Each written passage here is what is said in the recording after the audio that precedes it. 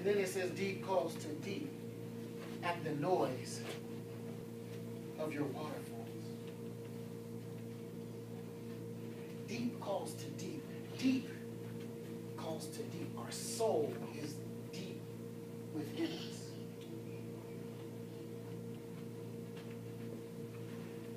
Our soul is that deepest part of us that only God can reach. Because our soul is what God breathed into us. When that lifeless body that he formed from the dust lay, and God breathed into that body. He breathed a soul into that body. And at the point where that created body, that soul that God breathed into us, at the point where that soul sinned, at the point where that soul disobeyed God, severed the connection that we had with God. This man severed that connection.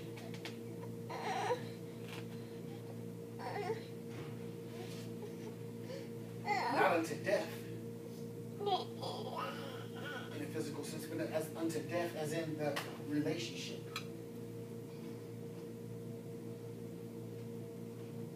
The relationship was severed.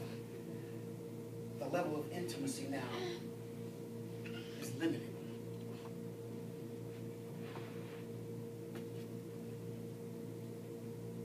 At that point where sin came in,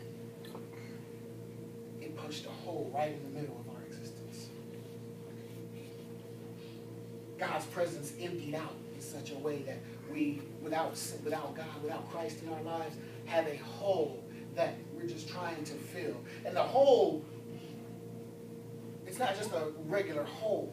You can dig a hole out in the middle of the desert anywhere, and that hole is just going to sit there. It's just going to sit there. That hole is not crying out to be filled. That hole does not have a strong desire to have the dirt back inside. That hole, it doesn't even have a way to express it because that hole is just there. That hole is there. We have, without Christ, a hole in our existence that needs to be filled. That can only be filled by God himself. Deep calls to deep. Our soul is the deepest part of us. Our soul is the deepest part of us. And it's calling out to God who is deep, because deep is what he is. We call him, he's unfathomable. We talk about the ocean and the deep dark places there. We say it's unfathomable. Why? Because it's so deep. God is so, he's unfathomable to our minds because he is so deep. He can only reveal a certain amount to us. We can't handle the full truth of who God is in this existence. Deep calls to deep. Our soul cries out to God. Our soul is calling out to God. You want proof? You want evidence? Look throughout history that our soul needs God. How do we know this? Because every culture has some form of God in search of the one true God. But because that relationship has been severed, and they had no access, and they had no knowledge of the living God, of the one true God, or they simply rejected the one true God, they had to form another God to try to fulfill that hole, to try to answer that calling of the soul that says, I need to be fulfilled by the one who created me. So they created gods. Some cultures have over 1,000 gods. what those 1,000 gods can't fulfill. Some cultures have multiple gods, but those multiple gods can't fulfill.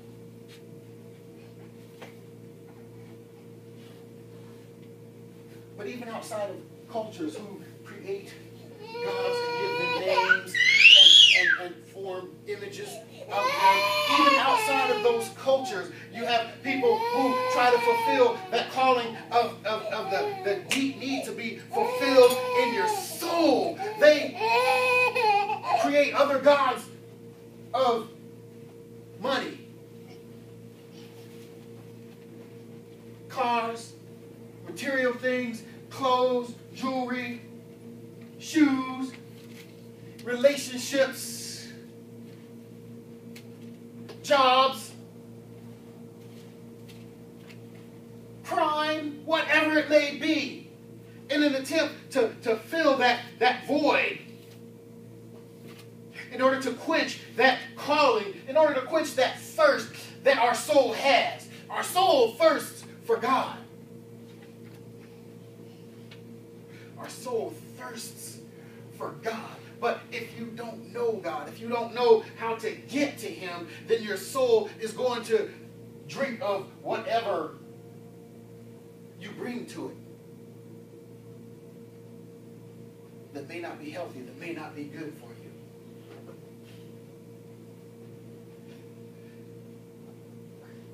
Chanel used to go open up the wipes and pull one out and suck on it because it had moisture in it. She didn't know how to communicate that her cup was empty. She wanted, something in her cup. She hadn't figured out how to communicate that. But she knew that the wipes were moist. She had that thirst. And so she couldn't get she didn't have a way to get to the water, the true fulfilling stuff. So she had to go find a substitute. And that's what the world is full of today, finding substitutes. They're sucking on wipes when what they need is living water. As the deer pants for the water, so pants my soul for you, O God. Our soul cries out. The created soul, the body, the breath that is in each and every human body is given by God. It was given by God. And He breathed, if you will, just a minute portion of Himself into that body. And that portion that He breathed into Himself is desiring to unite back with Him.